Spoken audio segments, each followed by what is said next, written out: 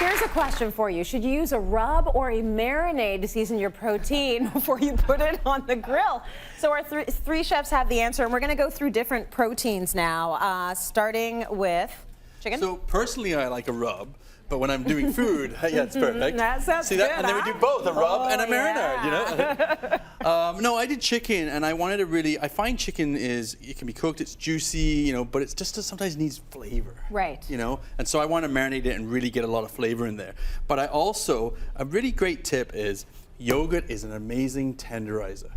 True. You know? Was that? It's true, yeah. Oh, it's fantastic. You know, put that on pork, put it on, and actually this would be great with seafood too, but like shrimps in here or lobster in here. But what I did is I took yogurt and then I added a little bit of turmeric, which gives you a little bite and also gives you interesting flavor, color. Too. Yeah, really healthy. For you. Garlic, but I roasted the garlic, taking it up the next level. Nice. Black pepper for some bite. Yeah. Fresh mint from the garden, you know, or it can be oregano, or it can be lemon, anything, you know, fresh, bright.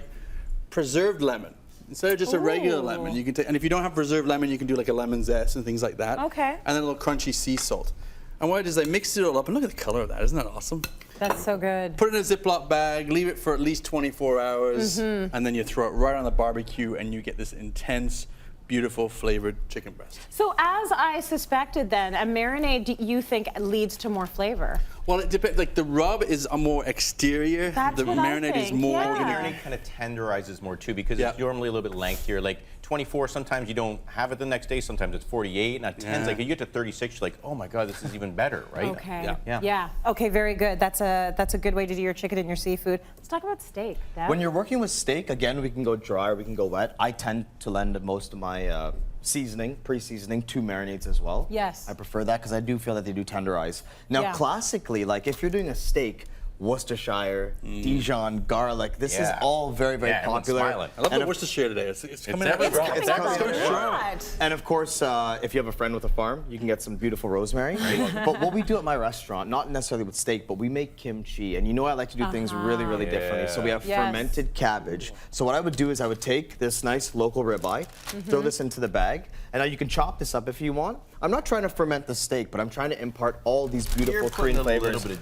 In this is for sure. You're putting some funk, you're putting some depth, and when you dry your steak, it smells like blue cheese, right? So I thought that this would be a great idea. So we're gonna add all this in there. All the kimchi. Yeah, why not? And I'll eat the kimchi after. And then of course it's in our bag. We can massage it and rub it down. This will dye it a little bit of a red color. Yeah. But that garlic and that scallion and that gochujang, that Korean chili pepper flake, all and that funk is going to transfer very quickly to the steak. Because we all know that fermentation is so good for your gut. So it's going to add a depth, it's going to add a nuance, a layer of flavor that you can't get otherwise. And I thought this is really Also, exciting. that fermentation, though, is actually going to get into the meat and tenderize the meat, too. It's really going to open up the pores. So this will be beautiful. This will go onto our barbecue and grilled, and then you can so you're not even going to put anything else in there? You don't need anything else? Kimchi is a powerhouse of flavor. It's a one-stop shop. Grill it and then serve it with kimchi. How long would you leave that in there? Because the kimchi will almost eat your steak. I would say maybe 20, 30 minutes. 20, 30 minutes? Not so too not long. a day. No, leave it in there a week. Steak it's gone. There'll be just one happy kimchi going, that steak was fantastic.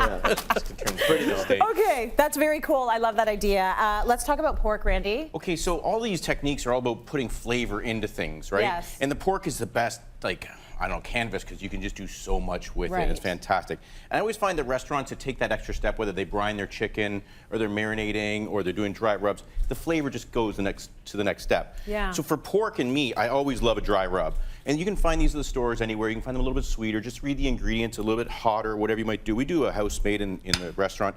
But then to kind of double down on our flavor, we use a wood chip smoker. So today there's like mesquite going on, and so you smoke it with the mesquite, and that flavor gets in there with the dry rub, right? But you can get cherry, you can get applewood, and it's just like all of a sudden you've got another bit of paintbrush on your canvas. And then we go low and slow to kind of tenderize things, and we leave this in there for about 12 hours. But what you can see is this pork butt just kind of like, what are you talking about?